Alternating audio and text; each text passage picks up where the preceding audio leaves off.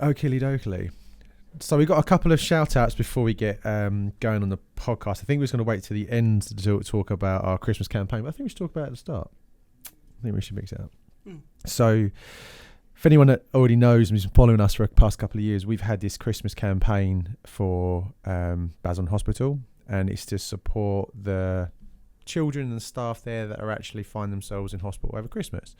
So this was something that we developed 5 years ago, I suppose, and it all stemmed from a personal experience that I definitely had with the hospital, and I feel like the NHS get a bad rap at the best of times, and we wanted to support our local hospital by just saying, actually, you guys are doing a pretty decent job, and thank you for all your support, and we want to give some gifts for kids in Basildon Hospital. So we've been raising money for that for the past couple of years.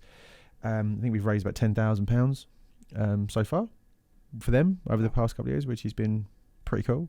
And we're looking for more support this year. And it's a bit different this year because I've got a brand new committee, haven't I? Yes. And I've got a new chief of that committee, haven't I? Yes, chief of the Sports and Social Committee. And who's that person? It's me. It's Robbie! Yeah, this year we are doing the 12 Days of Christmas Challenges. Tell us about the 12 Days of Christmas Challenge, Robbie. So we got together and thought, right, what are some Christmas challenges that we can do to have a little bit of a laugh? Because I think everyone likes to have a laugh around Christmas. They do. And it kind of evolved over time as well. So I'm just getting the list up now. I've got it here. Have you got it there? Yeah. So we got a 10-metre Santa sack race. Yep. We've got the ice bath challenge. Yep. Mince pie challenge. Which is who can eat the most mince pies in a minute. I like it. Gingerbread house challenge. Mm-hmm. Juggling baubles. Yep. Wrap the presents challenge. Mm-hmm. Marshmallow challenge, which I'm guessing is... Who can put the most amount of marshmallows in their mouth? There's a lot of Because marshmallows kind of look like... eating challenges, I like it. Yeah. Christmas is about eating, right? Yeah, exactly. Cinnamon tablespoon challenge. Christmas jumper challenge. Yes. I like it. Decorating of the Christmas tree. Yep. Good one.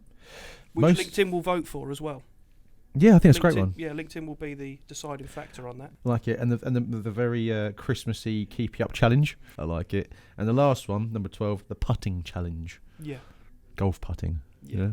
Yeah. So the campaign starts. So it would have started. We're going to start this on the 27th of November. So by the time this actually comes out, it'll be live. You can link it into this as well. Yeah, we'll link it back into this, and we'll be basically raising that money. And the idea is we'll be raising funds to drop off gifts for the actual unit rather than individual children this year. We're going to do it for the unit and the wellbeing fund for nurses at the NHS Basildon and Thurrock Hospital by the 24th, by the 15th. Okay, lots of dates, but by the 15th I've been told now. Cool, great. Well, there it is. So if you're interested, there'll be a Just Giving's page. I'm sure there'll be a link somewhere, but feel free to donate. And make sure you watch out for the challenges and start voting. So, all good. But today's podcast, Agile Minds. And the end of season 1.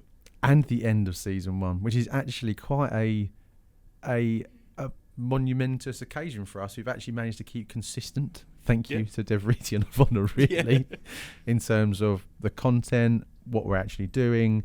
And we've actually recorded, 19 or 20? This will be our 20th episode, isn't it, this year? Yeah. So that'll be the end of season 1, ultimately, won't it? Yeah, for started in January 2023, 20 episodes. A lot of those, obviously, with you going on paternity leave, were filmed. Oh my God, yeah. I think half the season was filmed in about a week. Yeah, I think it was. Which was intense. And we've covered a lot of different topics. We've spoken a lot about AI, automation, which obviously a big thing just this year, and Gen Z, which seemed to be, from DeVrie's stats, one of the more popular topics that we spoke about as well, and everything else in between. What was your favourite episode? What was my favourite? I'm not sure now looking back. It kind of seems like merge into one, but I think some real stick out moments was when we was talking about the big stay. I think that was quite one that was quite keen on, because it was that really was happening at that time, wasn't it? Yeah. And I think it was living that.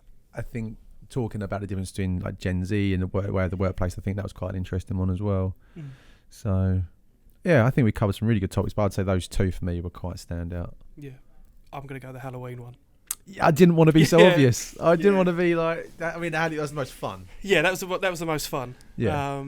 I probably had the most creative producing on that, executive producer on that episode, hence the Robin mask and the silly outfits. It was brilliant, actually. That was good I fun. thought it was good to break it up, but I think the topics we've spoken about, the skills taxonomy, which Yeah. I still am trying to wrap my head around completely, because it is such an in-depth topic, and you can really kind of go into the finite details with that. But That just was a kind good of one. talking about that and understanding the next generation was really exciting and interesting to me, of kind of how can businesses actually set up for the future. Yeah. You know, it's all. I think a lot of people talk about recruiting here and now, and it is quite reactive. But how can you be a little bit more proactive and look at, you know, we ask people about 5-10 year plans for their careers, and it's always a bit of a in the air question. But really, it should always be the other way round. Of, you know, where do you see me in 5-10 years? You know, where is this business going to go in 5-10 years, whatever that may be? And as new generations come in, that will evolve and change. And that became more evident, didn't it? Particularly just after COVID or during COVID, I suppose, where these kind of things become a lot more of a big deal for everyone. And I was like, what am I doing here? Where's the flexibility? Where am I going? Like, what's the progression look like? And if I'm not seeing it, then I'll jump ship. And so I think companies have managed to kind of do a great job on the whole in figuring out what that looks like and starting thinking about evolution for the future and not being scared to actually make those decisions and actually make changes. So, yeah, crazy weird year. Yeah, definitely. That's for sure.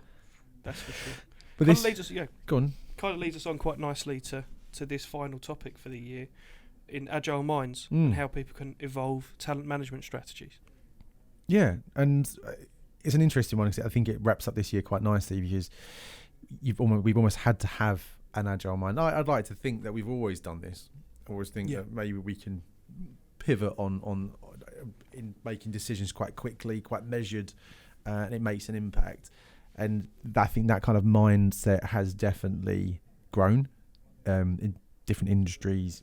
I think it's definitely COVID's had its piece, but then you think about just technology in general, the big evolution around fintech, digital currencies, you know, AI, ChatGPT, all this. It's like, well, you have to change now, otherwise you just will be left behind. Yeah. And that's it. It's long gone are the days of, well, you know, you got to be here for 5 years before you can actually use the toilet upstairs. It's like, no, like if you want to have that mentality, you're going to be so far behind. It's ridiculous. Yeah. So I think nowadays, talent management, business management, the whole thing, I think you've got to keep moving. You've got to keep innovating. You've got to keep changing. If you stay still, it's like anything, you will eventually die. That's it. Yeah, exactly. I think like I said, a lot of hands have been forced, and I think something that it's always been the message about Northreach, and I think a lot of the companies we work with, because we're working with startups and scale-ups, where it is all about that cliche saying of wearing multiple hats, that agility piece. And I think now companies are more widespread, are using that approach of kind of saying, well, you don't have to be siloed into one particular area. And also, you know, your job doesn't have to be siloed to coming into the office and working 9 to 5. Yeah. You know, there's so much more in terms of remote working, hybrid working, flexible hours. And I think that's had a really positive kind of impact on the workforce, and especially in those smaller scale companies. You know, I look at COVID and we sort of overnight just went to a remote business and you did overnight. Literally take your laptop. I'll see you on Teams in the morning. Let us know what equipment you need. I know. For us, it was so easy. Yeah. You know, I mean, not a great time, but us from a technology perspective, I remember sitting with Ben and going, right, what do we need? And he was like, I think we've got everything. Yeah. That was kind of it. There was maybe a monitor. I think people wanted monitors and bits and pieces. Okay, we'll get you one. But where we had everything cloud-based, everything on a laptop, everything VoIP, digital, it was kind of like, well, just shut your laptop and I'll see you in the morning. Yeah. That's kind of it. We was really lucky. I think where people struggled is when they had this crazy mindset of zero tolerance for flexibility. You can't work from home. And actually, it does work from like a work-life balance perspective that you shouldn't be taking stuff home because work's work and life's life. And I get why that was a thing. I think sometimes in some situations that was just done purely for the sense of, no, I want a room full of people because if I can see it, that means people are working. Yeah. And you can't do that job from home anyway. And then the next week, it's like, well, yeah, of course you can work. Of course you can do it. Here you go. Off you go. We'll buy your laptop and you can work from home. Yeah, so exactly. That's a very different message from the past 40 years. Yeah, And then that message is transcending, and people are trying now. Like, you've got to come back to the office. It's got to be 5 days a week. It's like, no, I don't. Yeah, No. do you know what? That is the biggest bugbear of mine, and I'm sure there's reasoning behind it. But you kind of say, well, because I'm having this conversation a lot at the moment. Of we went fully remote during COVID. We're so we're so digital first, and you're kind of putting this message out. It's like now we need our people. Now we work hybrid. We do 2 or 3 days a week in the office, 2 days, 2 or 3 days from home. So, okay, you're in the middle. I think that's the general consensus. That's the kind of sweet spot for a lot of people. Seems to be, doesn't it? But then it's like, oh, actually, we're going to do 4 days in the office. It's like, well, where's the reason? It's like, oh, we just feel like, it'd be better. It's a bit wishy-washy, the reasoning.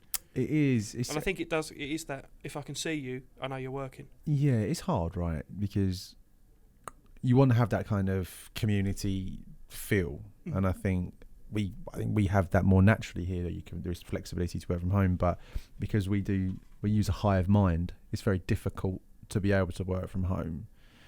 But the flexibility is kind of there, right?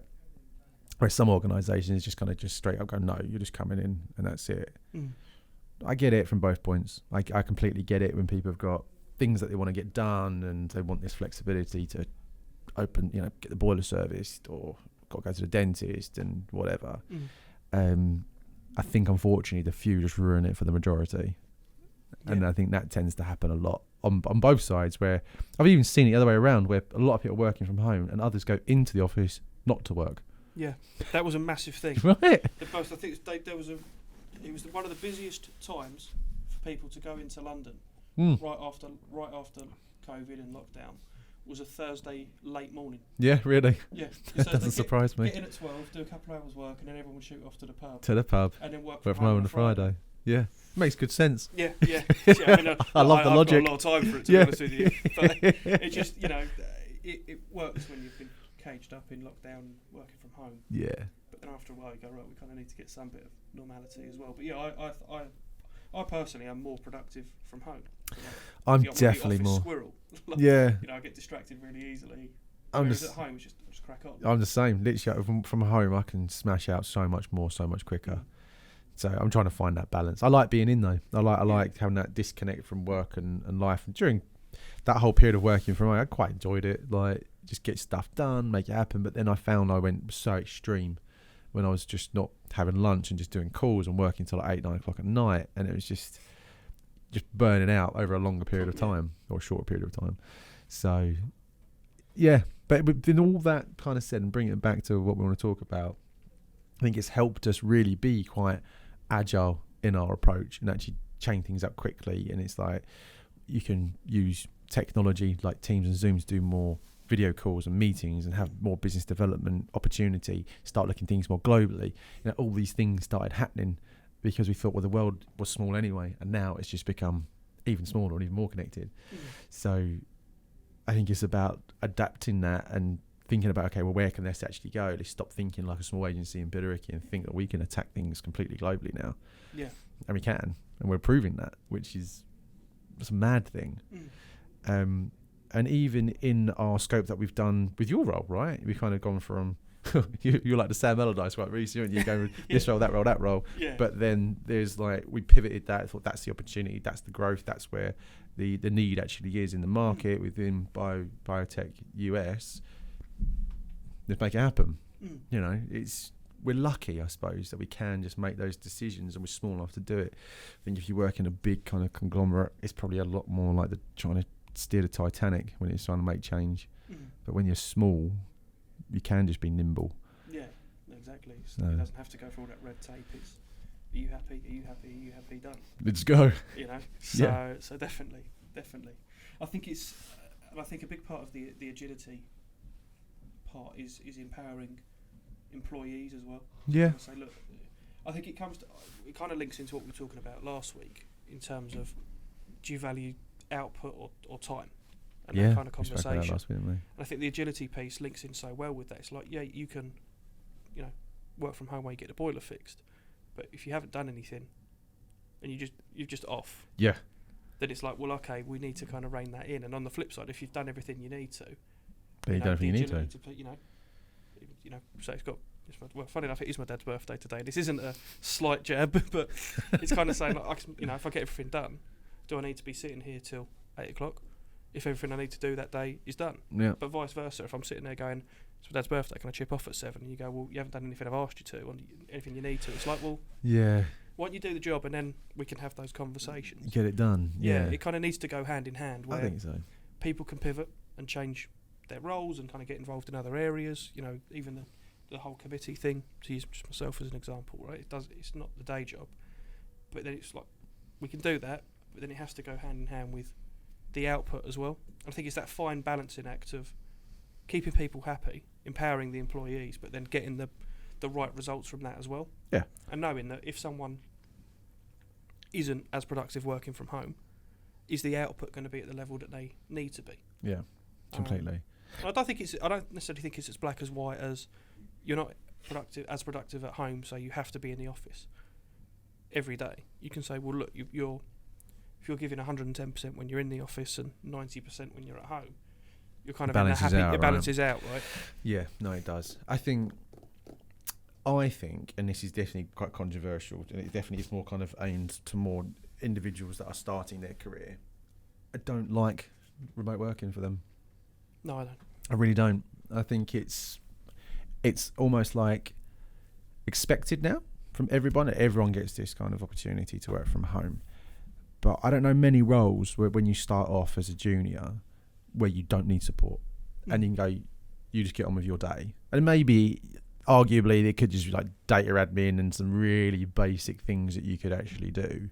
But going to work is not just actually about just doing the job that you're tasked to do. It's actually building communication skills as well. It's about actually forging relationships, about understand how business works.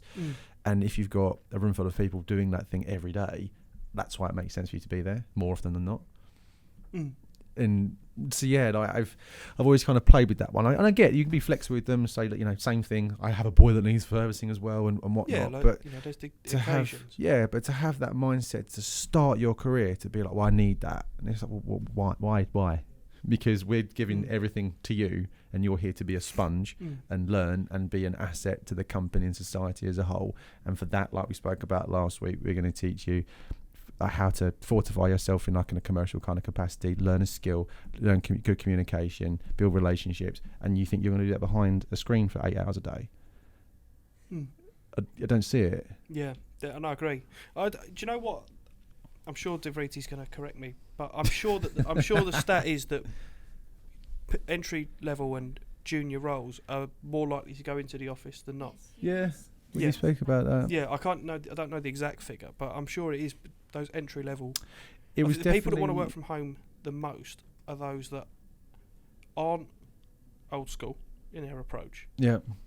But then are also in a point where they're comfortable in what they're doing. Yeah. So they are typically those high performers that have in that level where it's like, I'm not running the whole team, where I kind of need to be a bit more visible. It's I've got my job and I know how to perform it, so I can have that flexibility.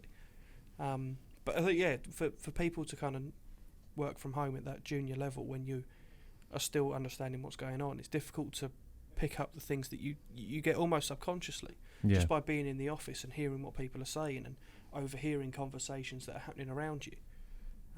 I think that's the thing that people will miss. Yeah, I think so. I mean, to be fair, even at all levels, I think this is something I've seen a lot more where they say our standard is 2 days in the office.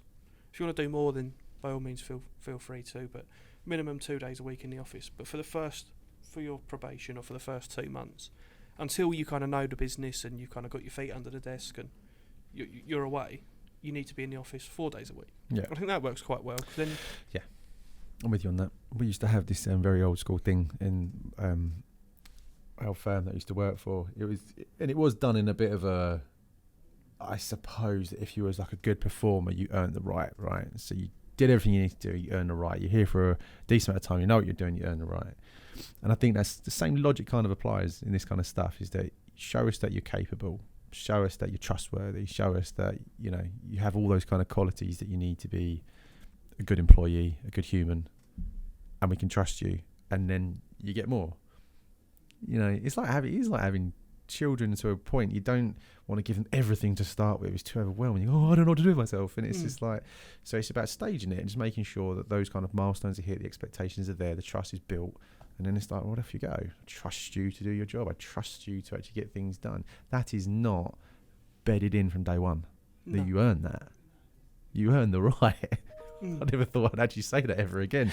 But it's true. You should always have to earn the right. You have to, because your business is only about one thing, right? It's about a group of people helping another group of people. That's it. That's all it is.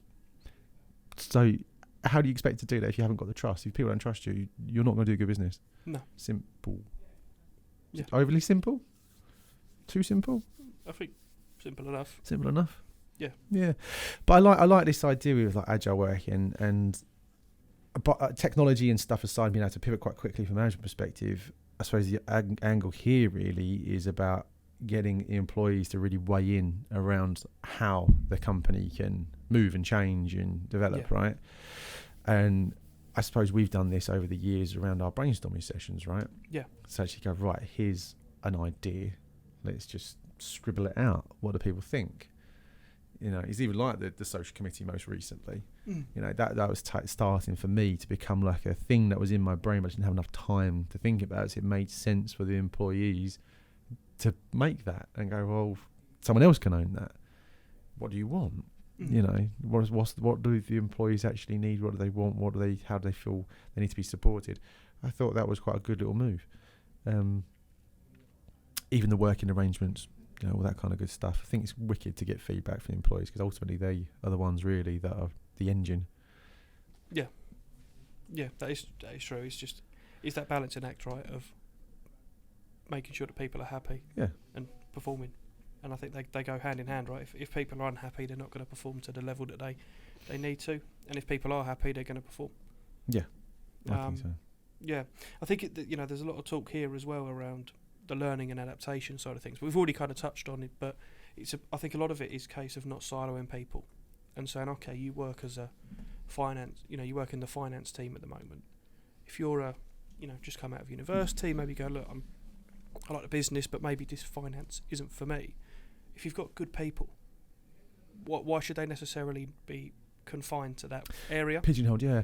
I completely agree because, again, like we said before, a lot of the soft skills are completely transferable in most roles, most skills, like most skill positions. And sometimes the hardest to find. And actually, you're right.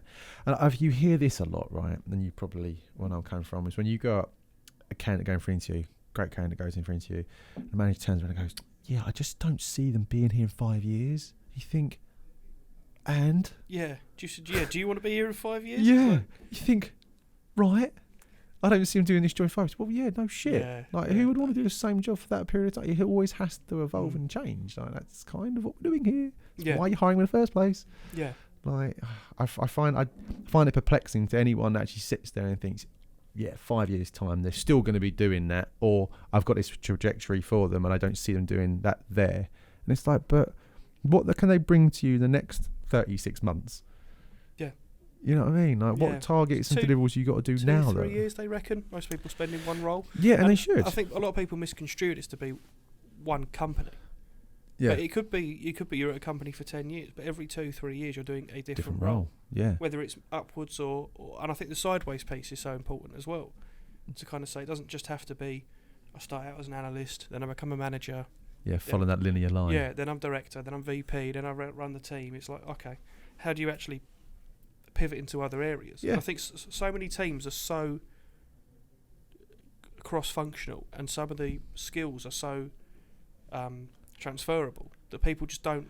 It's almost like it needs to be that kind of Cinderella shoe fit, where you can look at it and say, well, they're good people, they're great in the business, they're well liked. Maybe they're not enjoying what they're doing at the moment.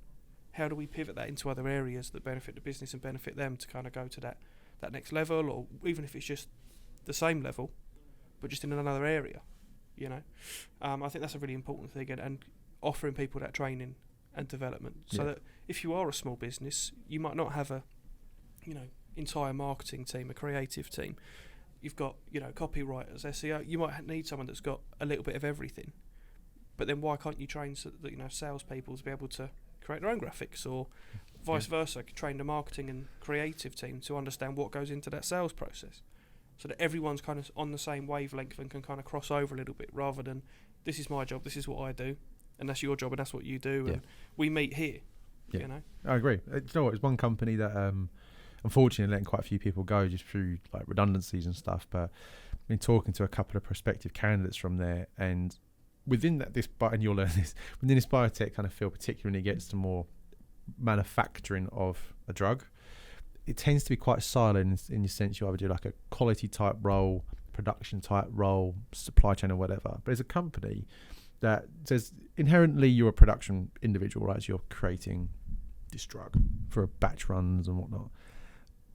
But they've almost, as time's gone on, they're going, right, you start there, but now we're going to teach you quality aspects. Now we're going to teach you this. Now we're going to teach you that. It's not your full-time job, but as long as you can do the basics of that, when it goes to the quality team, when it goes to sign-off, it's 25% more there than it would have been. So it's more efficient. And also, you're learning how those other areas work from a basic level, but you get it. But your day-to-day still very much it, but you're just learning these other skills and how these things come together.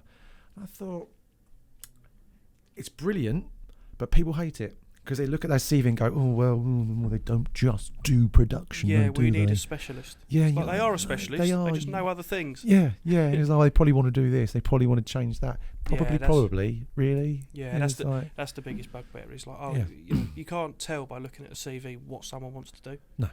I think that's the piece where agencies are so important, because in the grand scheme of things, even for the nichest of skill sets, being able to kind of go, you've got a job description that you need X, Y and Z, here's someone with X, Y and Z, is quite easy, really. But being able to match that with the right cultural fit, the right situational fit, and making that all come together, that's the difficult piece. And I think so many people you've kind of got this image in your mind of what that person will look like. But if you just removed CVs, and I know this has been a conversation for 10 years plus probably, but if you just removed CVs and just said, this person's got these skills, have a chat with them. Yeah. So many people would be doing so many different roles. Yeah, it would. It's just because on that that piece of paper, it has a specific job title and responsibilities. Yeah, it's just the way we've been trained to read CVs, isn't it?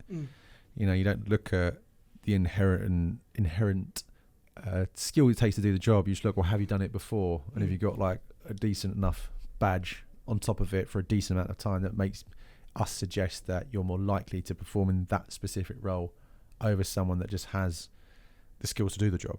And I get that. That's experience, right? To actually see it in the flesh, actually working in a particular role in a particular company, and it's familiar. It's so easy. I get it. It's easy, right? You're right, but it's just easy is what we're saying, is that it's just easier to do that because I don't have to train them from whatever technical kind of thing it is. So it's easier. So then all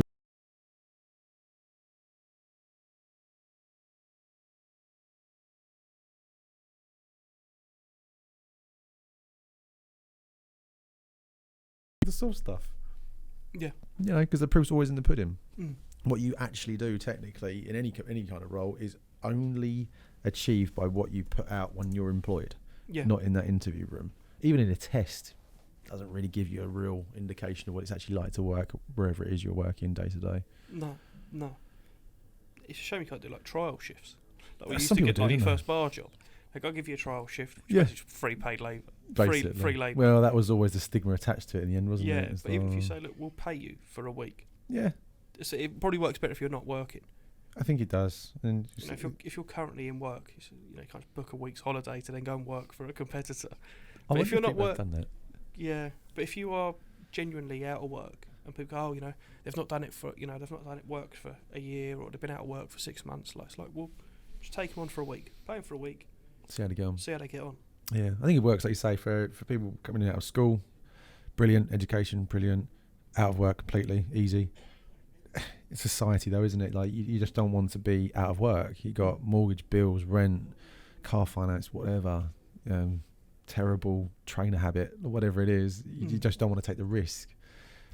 So then that's when it makes it really difficult. I had it this morning. Like literally, got someone an offer for a job. They're going to take it, but they've got a fantastic job as it is, and they're like, it's a risk, and it's like, oh, what do I do? And they were like, I want to take some time out. I don't want to take too much time out because I need the income. And it is one of those. You just kind of wish you could say to people, well, why don't you just try it for a week? Try it for a week. If you love it, great. If you don't, go back to the job. It doesn't No. tend to work, does it? Unless No. you did take a week's holiday and Yeah. then lie. And it'd be Yeah. like, yeah, I'll go on holiday. Yeah, and then even from a tax perspective, like, Yeah. yeah. But So the if whole you're- system, it doesn't allow Yeah. for it, does it really? Yeah, no, it's a difficult one. It is. It is. A fault. There's definitely something in that though. Bring Yeah. back trial shifts. Yeah, bring it back. Free labour. Yeah. No, paid labour Yeah, now. paid labour. We'll pay as if you work here full time. I like it. After a couple of days, you kind of work out with us. You do. I think you kind of do. Yeah. Maybe. I don't know. I don't know. Could be too early though. Yes, potentially. But then it's kind of like, well, isn't that what probation's for? It is. Then you could say, well, why do we even interview people? Let's just hire them on probation, and if after a week it doesn't work out, we'll let them go, and then Yeah. everyone's. There's a couple of companies I know that have dropped probation completely and just said our interview process is robust enough that we should know whether or not you're right for the role or not. Yeah. So we don't need probation. Just a thought on that. The company is happy with their interview process. They go, if we hire someone, we've made the right decision. But what if they? I'm not saying they are doing this, but what if they're mis-selling the company to? Because probation is two-way, right? It's not just for someone right. to kind of say. But then I think if you're there for a couple of days or a week and you say this isn't working out, I think most people would just not come back in the grand scheme of things. It does happen from time to time, doesn't it? Mm. Yeah, it's a good point. It's a good point. I suppose the idea is that they're thinking that it's a two-way street, like you said. It's a thorough process that the individual accepting it should be completely happy, and the people hiring the same. But here's the issue, and this is where this whole kind of cross between like AI, human error is here, is that, but how do you make sure that it's completely unbiased, even from a human perspective? Because 9 times out of 10, when you're interviewing someone, you're trying to make sure they're right for the job, and as soon as you think, oh, this person can do it, you inherently then start selling. Yeah. How amazing it is, the people are great, the technology is amazing, whatever it is. It's just natural because all of a sudden you want it. Yeah. So how I don't know. I don't know how you keep a really straight view on that. Yeah. I mean, it's a difficult one, and we've always said it, but you don't hire the best person for the role. You hire the person that interviews the best for that role. Yeah. So there's probably a lot of people that are really good at interviews, but not actually that good at their jobs. There's plenty of those. And on the flip side, there's people that are really good at their jobs that just can't interview. Yeah, plenty of those as well. You know, It's really so tricky. Do you know what I've seen? I wanted to see. I think it's people quite scared of it though. Is by put the challenges on a job spec. Okay, this is why it's wonderful, but this is actually the issues or the challenges. Because issues makes it sound too negative. These are the challenges that you'll be kind of faced in this role. Because at least that way, person walking in is going eyes wide open. I know exactly what I'm walking into. And I've had to do that quite recently with people to say, I work with this company, brilliant company, but they have some crazy issues. Like crazy. They are mad. They are just literally every day is like an absolute whirlwind, and you got to be able to deal with that. So just being real with you. Mm. And the 9 times out of 10 people go, okay, cool, I can deal with that. Or they kind of go, oh no, I can't. It's not really in my psyche to be able to deal with that. But at least they know now. Yeah. But people are very afraid of that because like, well, don't say anything negative. Don't tell them anything too real. And there's obviously an element where you don't really want to say 100% the truth about anything, right? But there has to be a filter around like, give them some of the actual challenges for it. It can't be all good. No company's all good. No. Is it? And don't try and spin your challenges off as positives. Yeah. You know, we're a fast-paced, busy environment. Chaotic. Yeah, this is and chaos. unorganised. There's no processes in place. Yeah, Wild West. No one really knows what's happening. Yeah, but we're doing it. Yeah, you know. We're figuring it out as we go. Yeah, we're figuring it out as it goes. If you just said that, like, this is the issues. I think issues has got some negative connotations to it, but I really like that and go, challenges. this is like, because at the end of the day, it's like, why are we hiring you? Yeah. If everything's all rosy, then you don't need Why? someone. Yeah. Why are we here then? You know. And on the flip side, if it is quite a, I don't use the word mundane, it's not the right word, but, and this is maybe a bit more for senior level roles. I'm thinking we need someone to create the program and, you know, hire the team, get them to a place where all the process and policies, so things are just ticking over. Yeah. And you speak to a lot of senior people and say, I've done that and I've kind of made myself redundant now. But they still need someone just to be that escalation point, you know, and put that on there as well. Because some people look at that and go, I think of nothing worse. All I'm doing is just making sure that nothing gets set on fire. and the ship is just sailing smoothly. Some people really enjoy that. Yeah, they do. You know, whereas others go, no, I want a challenge. Just give me something that's going to make me want to rip my hair out. Yeah, really push me. You've got a team that are just absolutely, demoralised, don't know what they're doing. There's no processes. They're really struggling. Like, fine, I can turn that around. Or on the flip side, actually, they're all fine. We just need someone to keep them down the straight and narrow. Just kind of be honest with that up front. Just maybe easier at a senior level, but just putting it up, putting it up front from the get-go. Yeah, that's right. And I think if you do that, you're building a stronger kind of culture. You're not ignoring really what the problems are. So then, no matter what you think is going on, the reality is people know what to expect. So you're not kind of just painting this lovely image, and then the reality is just on fire. It's like, just tell them it's on fire to a point, and here's your fire extinguisher. I've told you everything you need to know. You've got your equipment, you've got your skill set. We think you're right to help us put this out or make this happen. Help us do it. Yeah, I like that idea. You go, sweet, all right. Say it though. People do say it. They kind of do, don't they? It's not black and white as we've got some teething issues that we need to kind of get through. Yeah. When really it's like there's nothing there.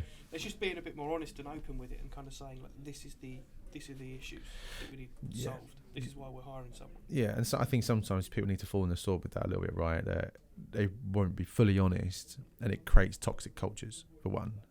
If you don't do that, if you ignore culture just as a thing and you only focus about deliverables, you're in the same position. Like, it has to go hand in hand. Churning through people. Yeah, and I've definitely spoken with individuals who kind of go, well, I don't understand why culture's important here to do a job, they get paid what? It's like, but you're asking them to actually give up a huge chunk of their life. Yeah, the bulk, really. The bulk of it, and to be spoken to like an absolute whatever. Who wants to? It doesn't matter how much money you're paying someone. No one wants to be treated that way. They want to be in environments where we're all aspiring to do great things, and I feel part of that as a collective. And if you don't harness that and just think, well, culture is something that HR does. Yeah, culture isn't just this fancy word that HR throw around. And if you think like that, quirky Google, we've got slides in the office. Yeah, but culture can just be as simple as like we work really hard, but we just have a laugh while we're here. Yeah, I own that. Crack a joke with people. You don't feel like you need to take 20 minutes for lunch and then you're back to your desk. Yeah, but you can totally own that. Stuff like that. Yeah, but anyone that wants to ignore culture and think that's not really my responsibility, you're the problem. Yeah, that's the funny thing. The ones that are actually saying it, if you think that way, you're the problem. That's what the problem is. You don't think it's important. So, and people see that and they follow that, particularly if you are in a senior position or any sort of leadership position. Yeah, 100%. If you don't think it's important, then no one else will.